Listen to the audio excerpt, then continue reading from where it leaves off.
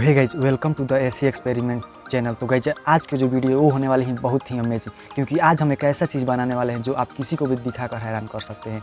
चलिए बनाते हैं पहले।